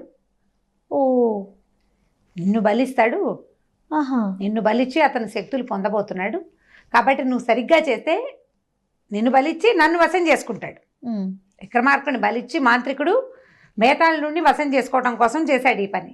నువ్వు గనక మాంత్రికుడిని బలిస్తే నీకు వశుడిని అవుతానని చెప్తాడు. ఈ 25 కథలోనూ విక్రమార్కుడు చూపించిన సంయమనము, అతను చెప్పిన ధర్మ సూక్ష్మమైన ఆలోచన విధానము బేతాళుడికి నచ్చి, అతని పట్టుదల నచ్చి, నీకు లొంగుతాను నేను, వాడికి లొంగను, నువ్వు ఆ పని చేయి, నేను చెప్పినట్టు చేయమని చెప్తాడు. ఓకే, లాస్ట్ వీక్ మనము వీడియో చేసేసి అయిపోయినాక ఈవినింగ్ అనిపించింది అనమాట, నేను రమ్మగారిని ఇది అడగలేదు కదా, అసలు ఎప్పటికీ ఈయన 25 కథలు కల్పిత కథలు పోలేడని చెప్పుకుంటాం. చరిత్ర ప్రకారం ఉన్నాయా రమ్మగారు? చరిత్ర అంటే బేతాళుడు విక్రముడే చరిత్రలో కొన్ని విధాలుగా లేరని కూడా చెప్పుకోవాలి. ఇది బాగా పురాతనమైన సంగతి కదా. ఏదో కథని ఇందులోకి టర్న్ చేశారని చెప్తారు. అది కూడా 300 ఏళ్ళు 270 ఏళ్ళు అయ్యింది. ఇక మనం ఇదే చరిత్ర కింద భావిస్తున్నాం అంతే. ఎప్పుడు పరమ సాహసికుడు అయిన రాజు అనగానే మనకి విక్రమార్కుడే, అంతే అంతే. ఇక పరమ సాహసికుడు అయిన వాడు ఇంకొకడు లేడు మన చరిత్రలో, ఆయన విక్రమార్కుడు. బ్రిలియంట్, బ్రిలియంట్, తెలివైన వాడు, సాహసి, అతను పరమ సాహసికుడు కదా. ఈ రోజు కథ ఆరావళి పర్వతాలని ఉన్నాయి. ఇప్పుడు ఎక్కడ ఉన్నాయి మనకి? గుజరాత్ వైపు వింధ్య ఆరావళి. ఈ ఆరావళి పర్వతాలకి ఎగువన దిగువన బోల్డన్ రాజ్యాలు ఉన్నాయి. ఆరావళి పర్వతాలకి దిగువనున్న మహి అని ఒక రాజ్యం ఉందట, చిన్న రాజ్యం. అయితే ఈ పర్వతాల ఎగువన ఒక కరాళుడు అనే పేరున్న ఒక మ్లేచ్ఛరాజు ఆ దేశం మొత్తం వాళ్ళందరినీ పట్టేసి ఆ పక్కంతా ఆక్యుపై చేసేసాడు. పర్వతం పంక్తి కనుక దిగితే కిందున్న రాజ్యాల మీదకి ముందు ఈ మహి మీదకి, ఆ తర్వాత మిగిలిన రాజ్యాల మీదకి వస్తాడు. అయితే ఈ ముందు రాజ్యాల్లో అతను చేసినటువంటి విపరీతమైన మారణకాండతోటి బెదిరి ఈ కింద రాజ్యాల వాళ్ళు ఏం చేశారంటే అతనితో సంధి చేసుకున్నారు. నువ్వు దిగి రావద్దు, పర్వతాలు దిగి రావద్దు, నువ్వు అక్కడే ఉండు, నీకు ఏటా ఇంత కప్పం మేము చెల్లిస్తాం. ఎందుకంటే ఇప్పుడు ఒకసారి ఒకడు దుర్మార్గుడైన రాజు కనుక యుద్ధానికి వస్తే వాడు రాజ్యం జయించి ఊరుకోడు, రాజ్యాన్ని నేలమట్టం చేయాలని చూస్తారు. అవును, ప్రజల్ని సుఖంగా సంతోషంగా ఉండనివ్వడు, హాయిగా ఉండదు జీవితం. అందుకని ఈ రాజులు ఏం చేశారు, తెలివిగా సంధి చేసుకున్నారు అతనితోటి. సరే, ఈ మహి అనే రాజ్యం వాళ్ళు చేసుకున్న సంధి ఏంటంటే పరమ వికృతమైన సంధి. అతను అడిగాడు ఇలా ఇలా కావాలని. అతను ఏమడిగాడంటే ప్రతి సంవత్సరం 20 మంది యువతులని వాళ్ళ రాజ్యానికి పంపించాలి. వీళ్ళందరూ 15 సంవత్సరాలు పైబడిన అమ్మాయిలు, ఏటా 20 మంది అమ్మాయిలని ఆ రాజ్యానికి పంపించాలి. ఈ రాజ్యానికి పంపించేటప్పుడు ఈ ఆరావళి కొండలు దాటి వెళ్ళాలి కదా. ఈ కొండలు మీదకి వెళ్ళినప్పుడు ఈ మధ్యలో దారిలో ఒక కనుమ ఏదో ఉంటుంది, ఒక దారులు 4-5 దారులు కలిసేది. అక్కడ దాకా తీసుకొచ్చి వదిలిపెట్టేస్తే ఈ అమ్మాయిలే నడుచుకుంటూ పోవాలి ముందుకి. అక్కడ ఒక గుంపు సైనికులుండి వాళ్ళు ఆ సన్నటి మలుపు అవి దాటి వాళ్ళు లోపలికి వెళ్ళాక అక్కడ ఉన్న వాళ్ళు ఈ అమ్మాయిల్ని రాజ్యంలోకి తీసుకెళ్ళిపోతారు. ఇది పెట్టుకున్నారు. ఆడపిల్లల్ని పంపించడం అంటే ఏమిటి అర్థం, తమ తాలూకు పరువుని పంపించడం. ఎప్పుడూ సంధిలో స్త్రీలు భాగస్వామ్యం ఉండదు. స్త్రీలను ఎప్పుడైతే మధ్యకి తెచ్చారో పరువు తక్కువే అది. ఇంకా వేరే దారి లేక వీళ్ళు దానికి ఒప్పుకున్నారు. సరే, ఏమైందట, ఇట్లాగే పంపిస్తూ వచ్చేవాళ్ళు. ఏట కొంతకాలానికి రాజుగారి అమ్మాయి వంతు కూడా వచ్చింది. రాజుగారి అమ్మాయి పేరు లీలావతి. ఆ అమ్మాయి కొంచెం మంచి సౌందర్యవతి. అయితే ఏం చేశారు, ఆ సంవత్సరం పైగా ఈ చుట్టాలు పక్కాలు అందరూ కూడా ఈ కనుమ దాటాక ఇక ఎవ్వరూ వాళ్ళతోటి రాకూడదు, ఒట్టిగా ఆడపిల్లలే నడుచుకుంటూ పోవాలి అంతే, కనుమ వరకే రావాలి, ఆ తర్వాత ఇక రాకూడదు లోపలికి. అట్లా అని పంపిస్తారు. ఏమైంది, ఈ రాజకుమార్తె కూడా వాళ్ళతో పాటు బయలుదేరింది. 20 మంది అమ్మాయిలు. 20 మంది అమ్మాయిలు చుట్టాలు పక్కాలు అందరూ ఏడ్చుకుంటూ అయ్యో ఇంత దశ పట్టిందే, ఈ రాజకుమార్తెను కూడా పంపించాల్సి వచ్చిందని ఏడుస్తూ మొత్తానికి అక్కడ దాకా వచ్చాక వదలలేక పిల్లల్ని వదిలిపెట్టారు. జనం అంతా వెనక్కిపోయారు. ఈ పిల్లలు నడిచి వెళ్తున్నారు.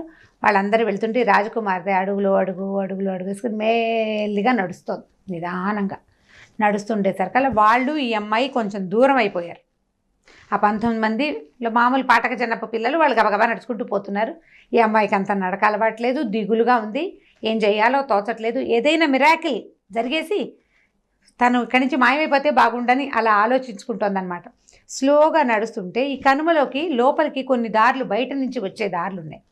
ఈ అమ్మాయిలు దాటేసి ఈ అమ్మాయి ఆ దారి దగ్గరికి వస్తుండగా ఆ దారిలో నుంచి ఒక గుర్రం వేసుకుని ఒక కుర్రాడు వచ్చేసరికల్లా ఆ అమ్మాయిని అడిగాడు, ఏమిటమ్మాయి ఇక్కడికి వెళ్తున్నావు అన్నాడు. అనేసరికల్లా ఆ అమ్మాయి ఏంది, నువ్వెక్కడి నుంచి వస్తున్నావు, ఇంత ప్రమాదకరమైన దారిలోకి వెళ్ళిపో, నువ్వు ఇక్కడికి రాకూడదు అంతే. అనేసరికల్లా ఏం ప్రమాదం, ఇక్కడ ఏముంది ప్రమాదానికి, ఇంత ప్రమాదకరమైన దారిలో నన్ను యువకుడిని నేను గుర్రం మీద ఉన్నాను, కత్తిడాలు ఉన్నాయి, నేను రాకూడదంటే ఆడపిల్లవి ఆభరణాలు ధరించున్నావు, నువ్వెందుకు వచ్చావు ఇక్కడికి అని అడిగాడు. అడిగితే నేను ఒక్కదాన్నే రాలేదు, ఇంకా 19 మంది అమ్మాయిలు ఉన్నారు, ముందున్నారు చూడండి. అనేసరికల్లా వీడేమనుకున్నాడు, ఓహో ఈ 19 ఒకటి 20 మంది అమ్మాయిలు ఎవరి మీద యుద్ధానికి వెళ్తున్నారు, నీ దగ్గర కత్తిడాలు కూడా లేవే, ఖాళీ చేతులతో ఉన్నావన్నాడు. యుద్ధానికి కాదు, మా కర్మానికి వెళ్తున్నాము అని చెప్పింది. అయితే అతను అడిగాడు, ఏమిటి అంటే ఇలా పైన ఉన్నటువంటి ఆ కరాల్డ్ అనే రాజుకి, మ్లేచ్ఛరాజుకి మేము మమ్మల్ని కప్పంగా చెల్లించారు, మేము వెళ్తున్నాం అనేసరికల్లా ఈ అబ్బాయి ఏంటంటే ఉజ్జయిని రాజకుమారుడు. ఓహో, అతను దేశవ్యాప్తంగా ఊరికే అలా తిరగడానికి బయలుదేరాడు. ఒకడే తిరుగుతున్నాడు గుర్రం మీద, వింతలు విశేషాలు చూడడానికి. అతను ఇక్కడికి వచ్చేరాడనమాట. అతను నచ్చలేదు. అసలు ఎక్కడైనా ఉందా లోకంలో ఇట్లా ఆడపిల్లల్ని కప్పంగా చెల్లించడం ఏమిటి, ఎక్కడా లేదు, చూద్దాం వీళ్ళంతా చూస్తాను నేను అన్నాడు. ఆ అమ్మాయి కాదు వద్దు, నువ్వు వెళ్ళిపో, చంపేస్తారు వాళ్ళు, అక్కడ చాలామంది ఉంటారట, వద్దు మమ్మల్ని తీసుకెళ్ళడానికి వచ్చేస్తారని అమ్మాయి చెప్పినా వాడు వినకుండా ఏం చేశాడు, గబగబా గుర్రం పరిగెత్తుకుంటూ గుర్రాన్ని తీసుకెళ్ళి ఆ 19 మంది అమ్మాయిలు ఉన్నారు కదా, అమ్మాయిలు వెనక్కి వెళ్ళిపోండి అని చెప్పేసి అమ్మాయిలందరినీ వెనక్కి తరిమేశాడు. వెనక్కి వెళ్ళిపోండి, నేను చూస్తాను వీళ్ళ సంగతి అని. అది ఎలా ఉందంటే 2 కొండల మధ్య నుంచి సన్నటి నడక దారి అనమాట. ఈ దారంతా తిరిగి మలుపు తిరిగితే కొంచెం విశాలంగా అవుతుంది. అక్కడ ఒక 100 మంది సైనికులు, 80 మంది సైనికులు కాపు కాసి ఉన్నారు ఈ పిల్లల కోసం, ఈ అమ్మాయిలను పట్టుకెళ్ళటానికి. కొన్ని ఎక్స్ట్రా గుర్రాలను కూడా పెట్టుకున్నారు వాళ్ళు. ఇప్పుడు ఈ గుర్రాలు ఉన్నాయి, ఈ అమ్మాయిలు ఎక్కించుకెళ్ళడానికి అనమాట. బోళ్ళంతా వెళ్ళాలి కదా, కొండదారిలో ఆడపిల్లలు నడిస్తే అలసిపోయి పాడైపోతారు, అందం పోతుంది వాళ్ళకి. సరే ఏం చేశాడు, ఎప్పుడైతే ఈ అమ్మాయిల్ని వీడు వెనక్కి పంపించడము, ఈ గుర్రపు సకిలింపు, మగవాడి కేకలు వినపడేసరికి ఇక్కడ ఏదో జరుగుతోందని ఆ సైనికుల్లో ఒక 5-6 వచ్చి చూశారు. వచ్చేసరికల్లా ఈ ఇరుకు సందులోకి వాళ్ళు దగ్గరకు వచ్చేసరికల్లా వీడు కత్తి పుచ్చుకుని వాళ్ళని కొట్టాడు. 5 పడిపోయారు, కేకలు పెట్టారు. ఇంకో 4-5 వచ్చారు. ఆ సందులో 100 మంది, ఆ 80 మంది దూరడానికి ఏం పెద్ద గ్యాప్ ఏం లేదు. ఈ సందులోకి వచ్చిన వాళ్ళని వచ్చినట్టు కొట్టేశాడు కుర్రాడు. వాడు రెడీగా ఉన్నాడు. ఇక్కడ ఎంతమంది ఉన్నారో అవతల వాళ్ళకి తెలియదు, ఇక్కడ ఒకడే ఉన్నాడు అనే సంగతి ఫైటింగ్లోకి దిగాక కానీ వాళ్ళకి అర్థం కాదు కదా. ఒక్క కుర్రాడు ఇంత సాహసికంగా దిగుతాడని ఎవరు ఊహించరు. ఒకడే ఇంతమందిని ఎదుర్కోవడానికి ఎలా సాహసిస్తాడు? అవతల వాళ్ళకి వీడు ఆను పాను తెలీదు, వీడికి తెలుసు. వీడు రెడీగా ఉన్నాడు, పైగా సందులో ఉన్నాడు. పెద్దగా విశాలంగా యుద్ధం చేయడానికి వీల్లేదు. వాడు ఆ కనుమెక్కి ఈ గోడకి దూకి మొత్తానికి పడగొట్టేస్తున్నాడు. ఇట్లా ఒకళ్ళు 5-6 చొప్పున వచ్చిన వాళ్ళందరినీ పడగొట్టారు. చివరికి ఒక 3-4 సైన్యాధ్యక్షుడు మిగిలారు. వాడేం చేశాడు, అరే వీడు ఒకడే ఉన్నాడని వాళ్ళకి చివరికి అర్థమైంది. సరే వీడిని ఎలాగైనా ఆ కనుమ సందులోంచి బయటికి తెప్పించాలనుకున్నాడు. వాడు ఆ కందులోంచి బయటికి రావటంలా, అక్కడికి రావాలంతే జనాలు. అక్కడి నుంచి వాళ్ళు కూడా వచ్చి వీటి మీద పడ్డారు. పడేసరికల్లా ఏమైంది, ముందు మొత్తానికి ఫైటింగ్ హోరాహోరీ జరిగింది. పిల్లడి కొద్దిగా దెబ్బలు తగిలినాయి కుర్రాడికి, అయినా సరే వాడు ఆగల. ఆకుండా అటు ఎగిరి దూకి లాగి పీకి మొత్తానికి అందరినీ కొట్టాడు. ఈ సైన్యాధ్యక్షుడికి కొట్టేటప్పుడు ఏమైందంటే వీడి కత్తి కాస్త విరిగిపోయింది. విరిగేసరికల్లా వాడేమన్నాడు, నీ కత్తి కూడా పోయింది, నువ్వు ఓడిపోయావు, ఒప్పుకో, ఈ అమ్మాయిలు మేము తీసుకెళ్ళిపోతామంటే నిన్ను కొట్టడానికి కత్తి కావాలా? నేను రాజకుమారిని, నువ్వు బోడి సైన్యాధ్యక్షుడివి, నాకు ఇంకా బాగా వచ్చని వచ్చి ఎట్టుకొమ్మ విరిచి వాడికి తల కొట్టేసేసి మొత్తానికి అందరూ పడిపోయారు. పడిపోగానే ఇతను ఏమన్నాడు అమ్మాయిలు చక్కగా ఇంటికి వెళ్ళిపోండి, వెనక్కి ఏ కనుమలో ఎలా నడిచొచ్చారో అలాగే వెళ్ళిపోండి, ఇప్పట్లో ఎవరూ రారు. ఎందుకంటే రాజ్యం చాలా దూరం, వాడి అసెస్మెంట్ అనమాట. రాజ్యం చాలా దూరం, వీళ్ళని తీసుకెళ్ళడానికి ఒక 80 మంది సైనికులు వచ్చారు, ఓ 100 గుర్రాలు తెచ్చారు. 80 మంది సైనికులు 100 గుర్రాలు ఎందుకు వచ్చినాయి? ఈ 20 మంది ఆడపిల్లల కోసం 20 గుర్రాలు ఎక్స్ట్రా తెచ్చారు. ఈ గుర్రాలు మెల్లిగా ఇప్పుడు ఎవరైనా దౌడు తీయిస్తే పరిగెడతాయి, కానీ ఎవరు లేకపోతే వాటంతట అవి మెల్లిగా యథేచ్ఛగా తిరిగి ఎప్పటికో కానీ ఇల్లు చేరవు. వాళ్ళకి తెలియదు వార్త ఇప్పట్లో. వీళ్ళు ఇంకో 2 రోజుల్లో ప్రయాణం చేస్తే కానీ రాజ్యానికి చేరరు, కాబట్టి మీరు వెళ్ళిపోండి, ఇంటికి వెళ్ళిపోండి అన్నాడు. మా రాజకుమార్తె చాలా థ్యాంక్స్ చెప్పింది. అయిపో ఎంత మంచివాడివి, నువ్వు ఎంతో మంచివాడివి, చాలా గొప్పవాడివి అంటే అతను ఏమన్నాడు, అమ్మాయి నన్ను పెళ్లి చేసుకుంటావా, నేను నిన్ను రక్షించాను కదా అన్నాడు. పెళ్లి చేసుకుంటాను, పద మా ఇంటికి వెళ్దాం, మా నాన్నకి చెప్పి ధూమ్ధామ్ అని మందిరం పెళ్లి చేసుకుంటామంది. వాడు ఒప్పుకోను. ధూమ్ధామ్ ఎందుకు, మళ్ళీ మీ ఇంటికి వెళ్తాం, ఈ గోలంతాను చక్కగా గుర్రం ఎక్కేసేయింది, ఎలాగూ మీ నాన్న వాళ్ళు నిన్ను వదిలేయడానికి సిద్ధపడి ఉన్నారు. పైగా నిన్ను రాజుగారి అబ్బాయికో రాణిగారి తమ్ముడికో ఇవ్వలేదు, కప్పంగా చెల్లించారు. ఈ 18 మందితో నిన్ను కూడా వదిలేశారు. నిన్ను ఎలాగో వాళ్ళు వదిలిపెట్టేసుకున్నారు, నువ్వు నాతో గుర్రం ఎక్కి వచ్చేసాయి, మన ఊరు వెళ్ళిపోదాం అని చెప్పాడు. చెప్పేసరికల్లా ఈ అమ్మాయి కాస్త ముందు వెనక ఆలోచించుకుని సరేనని గుర్రం ఎక్కేసింది. వాడేమో అమ్మాయిని తీసుకుని వెళ్ళిపోయాడు. కుర్రాడితో పాటు ఆ అమ్మాయి వెళ్ళిపోయింది, అయిపోయింది కథ. కుర్రాడు అమ్మాయిని తీసుకెళ్ళిపోయి వివాహం చేసుకున్నాడు అని చెప్పాడు భేతాళు. చెప్పి రాజుని అడిగాడు, రాజా, కుర్రాడు ఉజ్జయిని రాజకుమారుడు ఒక రాజకుమార్తెని రక్షించాడు. రక్షిస్తే దాన్ని చెప్పుకోవాలి కదా నలుగురికి. వాళ్ళ నాన్న దగ్గరికి వెళ్ళి మామూలుగా సాంగంగా వివాహం చేసుకోకుండా ఎందుకు ఆ అమ్మాయిని తీసుకెళ్ళిపోయాడో చెప్పు. ఇందులో ఉన్న ధర్మ సూక్ష్మం నీకు తెలిసి చెప్పకపోతే నీ తల 1000 వక్కలవుతుంది అన్నాడు. రాజుగారికి తెలిసిపోయింది ధర్మ సూక్ష్మం ఏమిటి అని. ఏం చెప్పాడంటే, విక్రమార్కుడికి తెలిసిపోయింది కథలో ఉన్న సూక్ష్మం ఏమిటి, ఎందుకు రాజకుమారుడు ఆ అమ్మాయిని ఇంటికి తీసుకెళ్లకుండా తన ఇంటికి తీసుకుపోయాడు. సాంగంగా ఇక్కడ వివాహం చేసుకుని అన్ని లాంఛనాలతోటి పెళ్లి చేసుకోకుండా దొంగలాగా పిల్లని తీసుకుపోయాడు.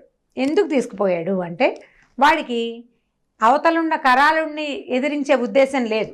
తాత్కాలికంగా 80 మందిని కొట్టి ఆ అమ్మాయిని తీసుకెళ్దాం అనుకున్నాడు, అంతే. ఇప్పుడు వీడు కనుక వెనక రాజ్యానికి వెళ్ళి సాంగంగా పెళ్లి చేసుకుంటే కరాళ్ళు వచ్చి వీళ్ళ మీద పడతాడు. ఇప్పుడు వాడి సైన్యం మొత్తానికి సమాధానం చెప్పాలి. ఇప్పుడు ఎవరు చేశారో తెలీదు. 19 మంది అమ్మాయిలు వెనక్కి వెళ్ళిపోయారు, ఇక్కడ ఇంతమంది చచ్చిపోయారు. వాళ్ళు పడతారు, మనకెందుకు, నాకు అమ్మాయి నచ్చింది అంతే. వీడు కేవలం లీలావతి కోసమే ఈ 80 మందితోటి యుద్ధం చేశాడు. రాజ్యాల మధ్య యుద్ధం చేసే ఉద్దేశం వాడికి లేదు. ఆ అమ్మాయి కూడా మా అమ్మ నాన్న నన్ను కప్పంగా వదిలేశారు, నేను ఎవరిని చేసుకుంటే మాత్రం వాళ్ళకేమిటి అని ఆలోచించుకుని అమ్మాయి వెళ్ళిపోయింది వాడితోటి. బాగుంది అని చెప్పి వెళ్ళిపోయింది. అందుకే వాడు ఆ అమ్మాయిని తీసుకెళ్ళిపోయాడు అనగానే బేతాళుడు వికటాట్టహాసం చేశాడు. బ్రహ్మాండంగా చెప్పావు, చాలా కరెక్ట్గా చెప్పావు. అదే వాడి ఉద్దేశం, అదే ఆ అమ్మాయి ఉద్దేశం. కానీ నువ్వు మాత్రం మౌనభంగం చేసావు రాజా. ఇక నేను నీతోటి రాను, పదా నేను వెళ్ళిపోతున్నానని శవంతో సహా వెళ్ళి రివ్వమని మర్రి చెట్టు మీదకి వెళ్ళిపోయాడు. పట్టువదలని విక్రమార్కుడు మళ్ళీ వెనుదిరిగి కత్తి చేత్తో పుచ్చుకొని మర్రి చెట్టు వైపుకి నడవటం మొదలుపెట్టాడు. సూపర్, బాగుంది కథ, బాగుంది కదా, ఇంట్రెస్టింగ్ అనిపిస్తుంది. అంటే ఈ కథలో ఉన్న సూక్ష్మం మనకు అర్థం కావాలి, అంతే. తెలివిగా ఆలోచించగలగాలి. ఆలోచించాలి. సో పిల్లలకి మనం ఆ చాయిస్ వదిలేస్తే వదలచ్చు, వాళ్ళు వాళ్ళ ఆలోచించుకోవచ్చు. ఒపీనియన్స్ ఏంటో బయటకు వస్తాయి కదా. అంటే ఇప్పుడు ఈ కాలపు ధర్మాలు వేరు, ఆ కాలపు ధర్మాలు వేరు కదా. ఇది చెప్పగలుగుతారు, చెప్పలేకపోతారు, కానీ రకరకాల ఆలోచనలు అయితే వస్తాయి కదా రమ్మగారు. వస్తాయి, ఏదో ఆలోచన వస్తుంది, కొత్త ఆలోచన వస్తుంది. ఒక 13-14 ఏళ్ల పిల్లలు అయితే ఆలోచించగలుగుతారు. లేకపోతే పిల్లలు కథ వినడానికి ఇంట్రెస్టింగ్ గా ఉంది కదా, ఒట్టి కథ అయినా చెప్పుకోవచ్చు. రైట్, చాలా బాగుంది రమ్మగారు. నమస్తే. నమస్తే జయ. ఈ వీడియో కనుక మీకు నచ్చినట్లయితే లైక్ చేయండి, షేర్ చేయండి. మరిన్ని వీడియోస్ కోసం మా ఛానల్ని సబ్స్క్రైబ్ చేసుకోండి.